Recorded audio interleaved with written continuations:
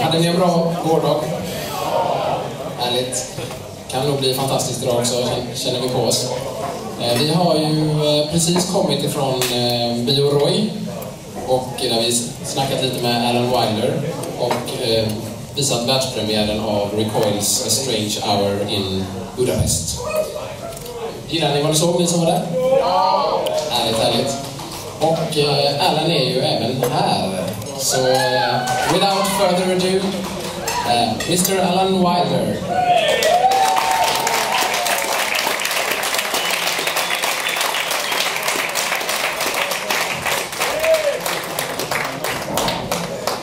Hello.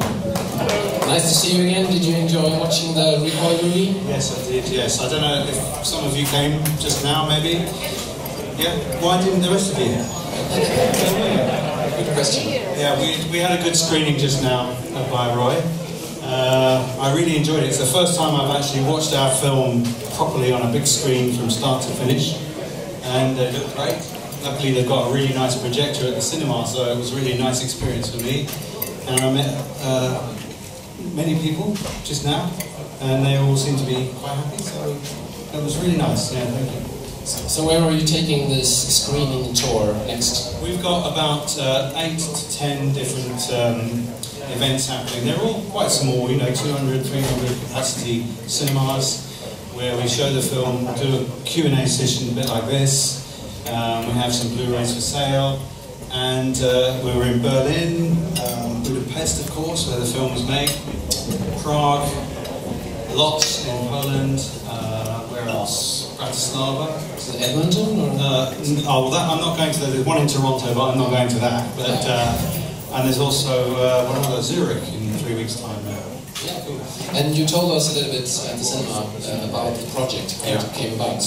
And I guess some of you may know this. It's not a very interesting story, really, but because it is a straightforward concert film. But I think the manner in which it was made was quite interesting, in that there was no funding for it whatsoever. So it was all done through love, and that's really inspiring for someone like me, I think, to realise there's many talented people out there who just want to do stuff and do it the best way they can. When I arrived in Budapest for the last show of the Recoil tour, I found that there was a whole crew already in place, so I didn't even know we were going to be there, with 7 HD cameras, and the director introduced himself and just said, "Do you mind if we make a film of your concept? And if you don't like it, then we don't have to do anything with it, you know."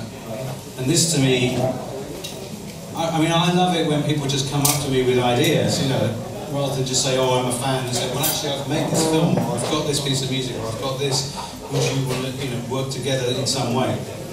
So we ended up. I just said to them, "Yes, of course. Please film the show, and we'll see what happens." And they sent me the footage a few months later, and we started to edit together. And then 2 years down the line, here we are with the finished thing. And everybody who made the artwork, you know, for the booklet and special editions and everything, they all worked for free. So the only cost to the thing was the manufacturing of the actual product in the end. So it's just heartwarming to find that you can do that, and you know, just through. Yeah, I mean, if you release it on Blu-ray and you have it on the USB stick, was that a conscious choice to keep it very limited and they look very deluxe? I guess what I try to do is respond to what fans really want. You know, many people write into us, either at the Recoil websites or directly to me sometimes, and they say, "We really would like to have, say, the soundtrack for this as well as the film." So I try and think of a way to be able to do it, you know. And in this case, these days, more and more artists are allowing very high-res audio to be available. So we thought we would make the high-res audio of the film available on a USB stick and make it into a nice limited edition product that people could buy. It's for those people that don't just want to download music on MP3, you know, it's for those other people who respect artists a little bit more and also want something more tangible and want something of higher quality. So we try to respond to that. Well, I guess I'm glad you know, applaud that, because it's something that annoys me really, and annoys many musicians and artists these days who are trying to earn a living. you know, I'm not complaining about my own living, but I understand artists who have to survive, and if nobody wants to actually pay for music anymore, then those artists will disappear, and creative people will go and work in other jobs. You know, so we want to keep alive, really, you know, the tangible product and the high quality. And the Recoil project, is it like an ongoing project all the time, that you write constantly new music for the Recoil project? Unfortunately, it's not. You know, I mean, I'm quite lazy when it comes to writing music. Sometimes it's not my own choice because I have a busy life. I've got 3 children, you know, sort of lots of other things going on, so I can't always concentrate on music. And then on the other hand, you know, as I was just explaining, you know, it's quite difficult for a musician to sell their CDs these days. So I'm trying to think about Recoil in slightly different ways these days. You know, maybe we'll work on smaller pieces of music and release it as small EPs, or maybe I'll work on some film soundtrack or something like that, which could be a more interesting, more lucrative kind of project for me. But I always keep an open mind. I'm always looking for collaborators and singers, and I don't impose too many rules on myself, so I can allow it to go wherever it wants to go. But will it still be within the Recoil? Have you written a song that, like a jazzy song, and thought, oh, I can't release this on the Recoil name? The problem is I don't really write songs, yeah. You know, end of. You know, I make music and it gradually evolves into something, and then I get someone to write some words and we end up with maybe a song. And the good thing about the Recoil project is it's very open-ended. You know, it can always work with different people. It can encompass any kind of music. So there's no reason for me to kind of really work outside of that unless somebody wanted to commission something very specific, like a film soundtrack. Then I would consider something like that. One of the questions we got on the Facebook page was from a musician, Elin. She's here somewhere. Yeah, it's in the front. We already met them. Yeah. She really wanted to know, do you have any, I mean, you've spoken about the difficulties to make a living in the music business. Do you have any thoughts about that, how you can make it possible? Well, I'd like to point out that I'm not complaining here, because I've had a very good innings, as we say. I've done very well out of the music business, and I'm very grateful for that. So I'd never stand up here moaning and groaning to people. But this is obviously something we're all aware of, about how the industry has really changed over the years. And I think the only thing you can do is respond and take more control over what you do. And that is to get involved in, you know, your own distribution and promotion. And I've been doing that recently with this film project, but also some other more recent releases of Recoil, where we kind of basically controlled everything from the making of the music right through to the final distribution of the product, whether it's through the online web stores or using outside distribution, you know, fulfillment services. The only problem is that you have to sort of be able to do that. You know, not all artists and painters and musicians and photographers, they don't all think that way. You know, creative people tend to be a little bit up in the clouds. I'm more of a sort of tidy, organised person. I'm able to sort of do that. There are certain disadvantages in that it takes a lot of time. So if you know, control everything yourself, kind of making the music is only a small part of everything that he's doing. So there's no great answer. I mean, what you're doing really is supplying all the elements that a record company may have supplied in the past. But now record companies won't give the artists any money, so you've got to try and come up with your own team to produce what the record company would have done for you in the past. It's not easy. Do you enjoy you said that the Hungarian people, they were helping you with the, even with the design and stuff, but do you enjoy being involved with that personally? Yeah, I can't help it. I'm a total control freak. You know? I have a lot of problem delegating anything I do to anybody else. But I do like to work with people. It's just that when they give me what they've got, I want to sort of have the final say how it's put together. So yeah, we work very closely together with anyone who's involved with anything I do, and we do a lot of email communication, banging off files to each other.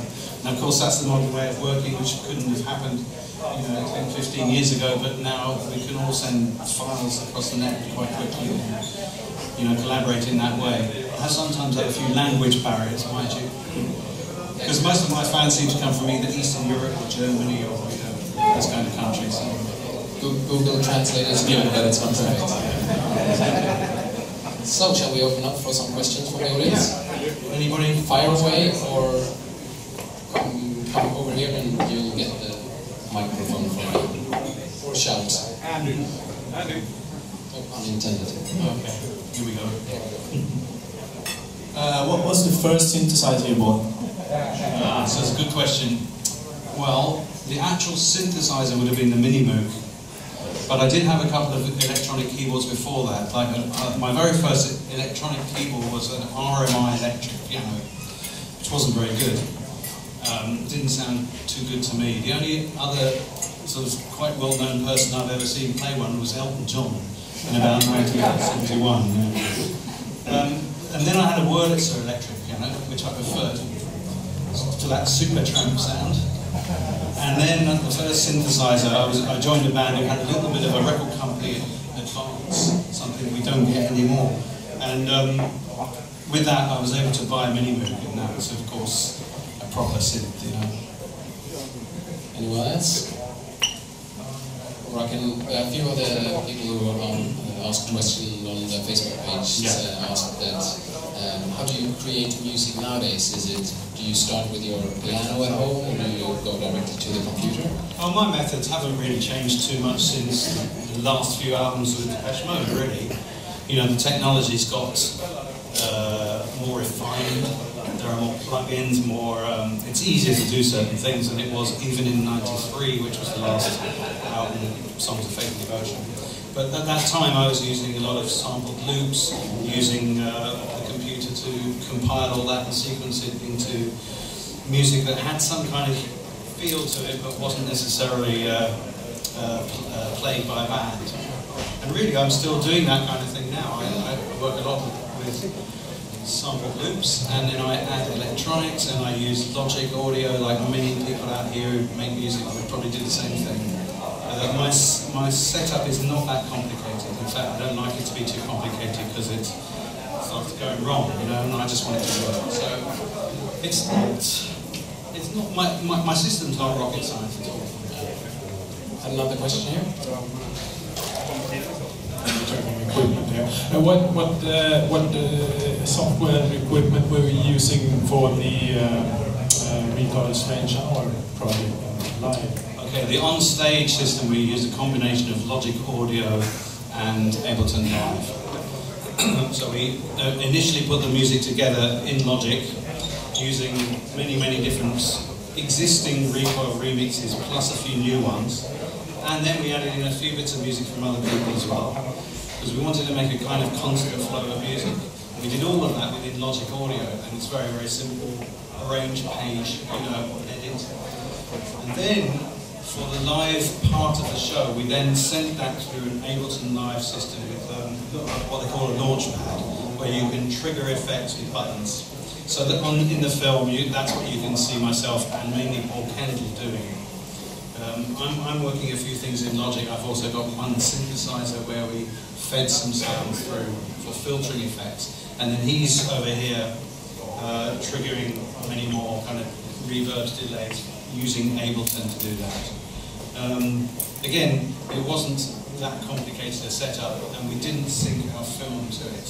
We did at the very end, actually, but for most of the tour, we didn't run them in sync. We just pressed go on two machines and hoped that they would stay together, which it usually.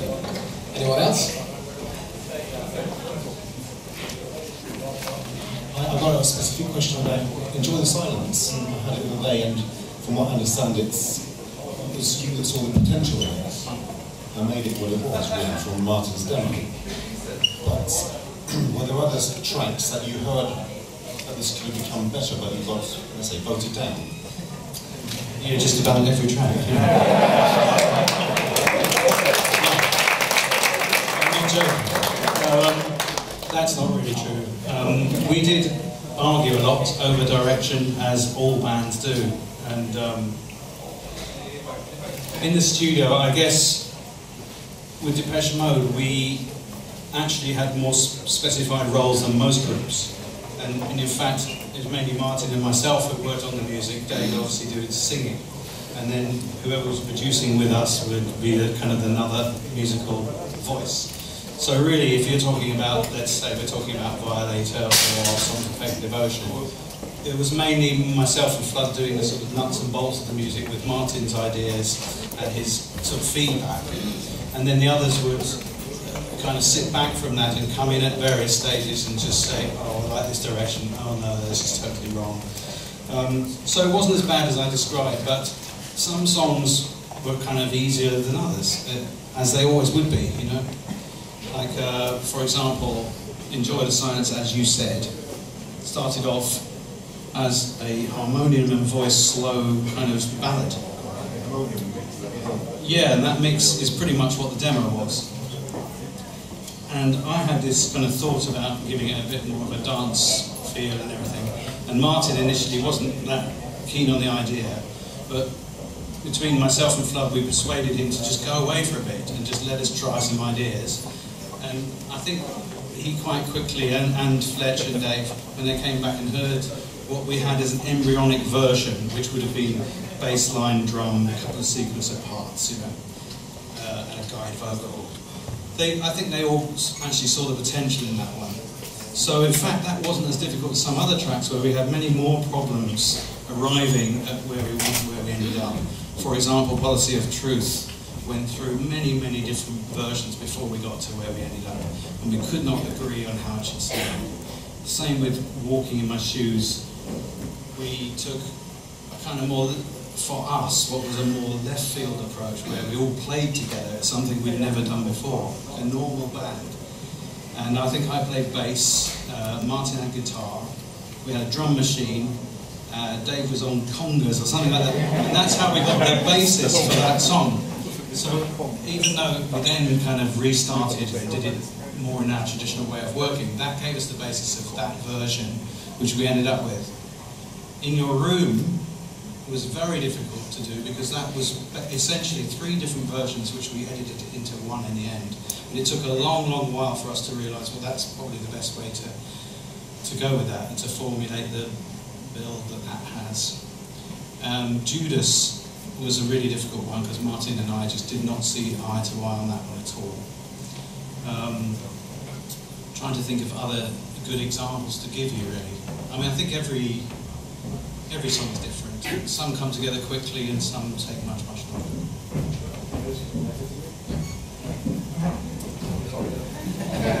I just think there are a lot of people that consider you like the musical engine behind Depeche Mode and the way the direction, the music. I don't know whether you agree on that yourself, but I know a lot of people like me think that they lost a lot when you left. But well, that's kind of people to say. There's an element of truth in it, in that I was much more of a perfectionist with the music, and I'd be prepared to spend days and days on something until it was right. You know, I think the others got quickly bored, but perhaps that's why we work well together. Martin wasn't that interested in production, but he's a great songwriter and he can just come up with his tunes and melodies, which is not something I can do. So we really, worked as a team, and I just did what I was good at, you know. And I still enjoy that very precise way of working with sound and developing a kind of expansive picture, and dynamics are very important in any song. That it's not just on one level, but you build and you create different scenarios within a song, you know, and that all takes time to put together. Maximum of 2. Anyone else in the audience? Yep, there's one.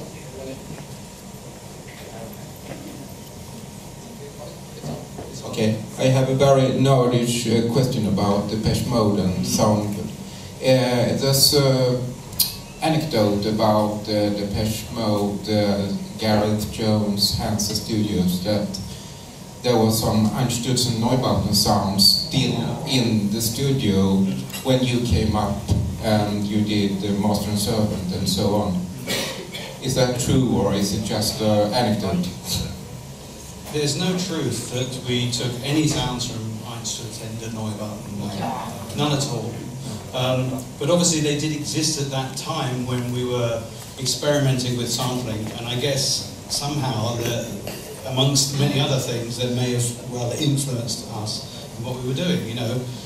Many things influenced us. I think the main thing was that the easiest things to sample when you first discover that technology are kind of noisy metal sounds, because they tend to be right in front of you, and you start hitting things and go, oh, let's sample it. You know? So no, we certainly never stole any sounds. We were really keen to make our own sounds, you know. So everything on People and People and Master and Servant and all those tracks, they're all mainly sounds from the kitchen in Hans' studio, or places similar to that. We did go out, I think it was for the Construction Time album.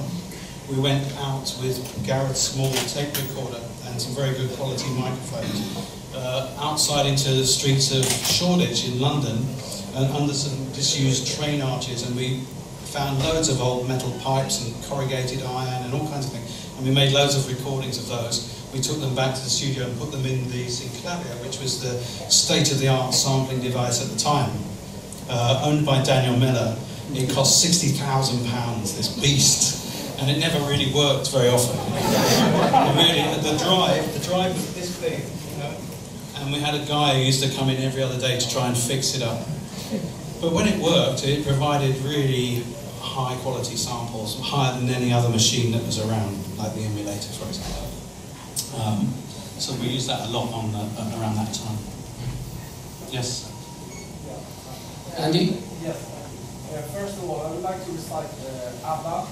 Thank you for the music.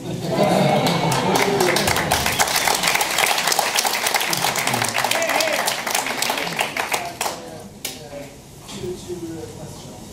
The first one, you did tour with Depeche Mode to 1994 for 12 years. Was there a specific country where the Orioles was most fun to play? Or, favorite place? Favourite place? Yeah. Well, the best audiences tend to be the ones that are most starved of music. And so and then if you combine that with temperament, then you can very quickly arrive at South America, because obviously with their kind of Latin blood and the fact that not many bands went to South America, when you arrived in Chile or Mexico City or, you know, some place like that, you would get amazing audiences. And then you can apply the same thing to Eastern Europe, where not many bands went, you know. So when we played in East Berlin in mid-80s, I think, that was crazy. We played in Poland around that time, Hungary, a few other places. And actually that was such a brilliant thing to do, because not only were we playing in front of really enthusiastic people, which makes any band feel great, let's face it, but that legacy has existed till now, in that we have a huge following, Depeche Mode, and also myself in many ways. There's a direct correlation between that audience and the audience that still follow what I do now. It's mainly from Eastern Europe, Germany, and all the places that we kind of conquered, if you like, in the early 80s. So it was well worth going to those places. Many other bands at the time said, oh, we don't want to go there, too much aggravation, you know, have to deal with the local police, we can't get all the equipment we want, we're not doing it, you know. It really paid off to do that. Russia is another place, of course. I got many on B-sides, great, and my one favorite is In Your Memory. Can you please recall when and where you wrote that song? I think I recall writing it in London in my flat at the time. There was a period where I felt I should contribute more songs to Depeche Mode, but they didn't really come that naturally to me. You know, I wasn't good at writing lyrics, or every time I wrote a lyric, it just, I looked at it and went, no. But I did force a few songs out, and then we recorded it in London quite quickly at Aosis Studios, I think it was called. I don't have any special recollections really about the period, and I've never been that happy with my own songs that we recorded with Depeche. I think we have time for 2 or 3 more quick ones. My name is Daniel. I'm teaching music production in this facility, and I failed to record piano sounds the way you do. I've come to the conclusion that the low piano it's something magical you do with that. I'm thinking there are some songs with extremely low pitched piano notes, perhaps ending songs. Yeah. And they have this profound bass quality and wonderful overtones. And I'm thinking, is there a secret to this? I'm thinking, the end of Get Right With Me, how does it happen? I can tell you the few tricks that we had that many people will know about is that we used to send samples and synthesizers through guitar amplifiers and PA systems sometimes, and then record the results.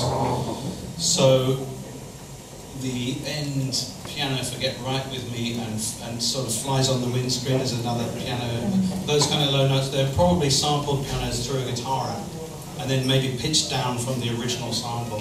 There's a lot to be said for pitching a sample to a non-obvious place, whether higher or lower, to get new and interesting sort of overtones and harmonics out of them.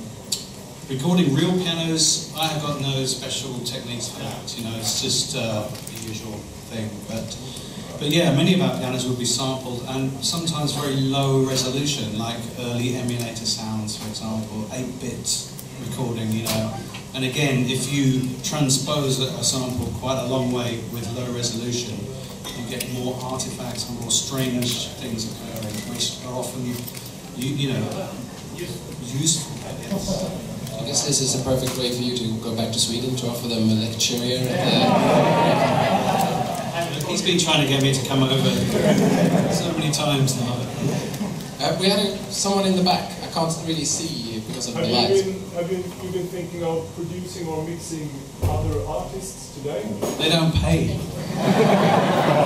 No, it's true. Nobody can afford to pay for remixes. All the remixes I've done recently, I haven't done that many. They've all been freebies. What album productions for other artists? I've had a few requests, but nothing particularly that's excited me enough to want to do it. The problem with production with other bands is you end up dealing with their dirty laundry, you know, their marital problems, all the things you don't want to worry about, really. And I just prefer to just concentrate on the music. So it's not something that appeals to me. It would have to be a very special project to get me to produce another album for somebody else, I think. Call me selfish, you know. Plus the other problem is that there's no money really, you know, in that. And I'm a breadhead. No, it's not. That's not the real reason, but it wouldn't be a very lucrative thing to do either. So yeah, it's not top of my agenda. So any more, Thomas? Take the mic. A question: when you play live, you play counter after counter and city after city, and the same songs all over again, the same little licks and same licks. You're a classical pianist, I think. Did you up to a point? Yeah. Did you often feel that you would like to improvise and go beyond the normal leads? It's a good question, but not really, because Were you allowed? Well, no, but I accepted that it wasn't the kind of music where you would go off on solos and improvise very much. I mean, Depeche Mode's always been very tight the way it's put together. And I think that's quite a good thing. It suited the band, it suited the songs. And I accepted that. When I joined the band and when I realised what kind of band we obviously were, I realised that you kind of had to shelve that muso side of what you do. That's not to say you don't apply musicality, but you do it within the format, the context of what you're working on. So I didn't feel frustrated in that sense. For me, I would need a separate outlet to, you know, be able to fulfill those desires of playing other kinds of music that did allow more freedom and more kind of language, something more atmospheric, expansive, and that's why I started the Recoil project, really. On stage, it was very, very automatic. You know, Depeche Mode shows were identical each time. And I think most bands have to do that because they're normally tied into a big production and whatever. So there's not that much room to maneuver anyway. So I think the only problem I might have had on stage was losing concentration. Because it's so automatic, your mind starts wandering into everything else. Anything go wrong? I mean, really wrong? We obviously had things go wrong occasionally, yes. A few times, you know, the backing tapes were too wet, you know, on stage. You had to stop, and we had to reschedule a couple of shows because of thunderstorms, all those usual things that happen. But I don't remember too many. I mean, Dave would lose his voice. Dave would always lose his voice. Usually the second show of a tour, because he'd overdo it on the first show. Fair enough. So he'd be croaking through, and it would take maybe 6 or 7 gigs on any tour before we're kind of into the swing of it. So, but this is the same for every band. We don't have that many thunderstorms in Sweden. No. We're lucky in that way. This year, I think we have this year. So, 2 more. So, Pauli? Quite a while ago, you stepped up on stage in the Royal Albert Hall together with Depeche Mode, playing Somebody on the piano. What happened? Because nobody expected that. Well, I've kind of explained this story really. It's just Dave called me. I think he texted me actually, the modern way, and all right, man. That's how his texts normally start. Just said, you know, we're doing this charity thing. Would you want to do a number? And I said, yes, if he explained, you know, what it was, and I said, if everyone in the band is into that idea, then I'd love to do it. It sounds like fun, and be a good chance to see everyone. And I think it was time really that we did something like that, you know, even if it was just a one-off thing. So that was it really. And then I just turned up on the day, met everyone in the afternoon. We sat backstage for an hour and chatted and caught up and found out how everyone was getting on. There were a lot of crew members there I hadn't seen for years that were still working. But Depeche are very loyal to their crew, and a lot of people stick with them, you know. So there are a lot of people I could catch up with and meet up with and chat, talk to. And then the show itself was just a delight, really. I mean, it was over in a flash. A lot of sort of surprised faces in the audience, and a nice warm feeling, you know. It was, yeah, I'm really glad I did it. Started quite many rumors among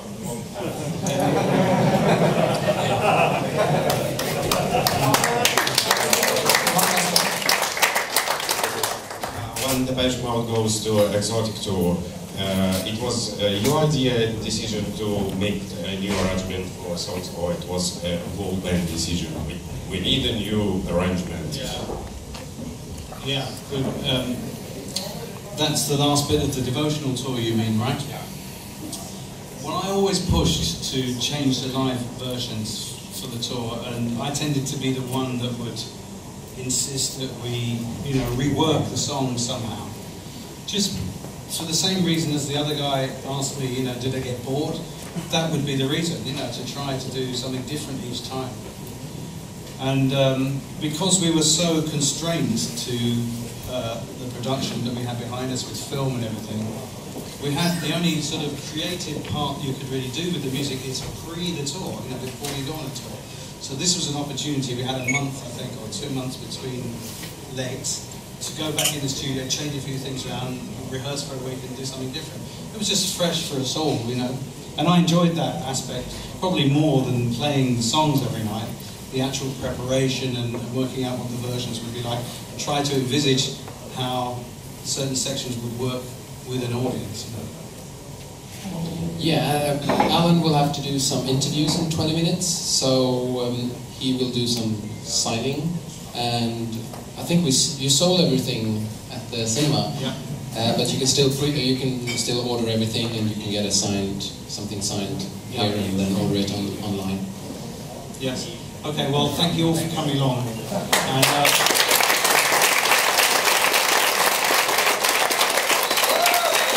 thank you. Enjoy the rest of this festival, and I'll see you again sometime. Cheers.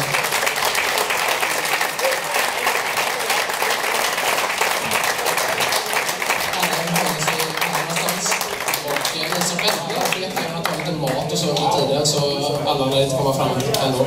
Tack så mycket.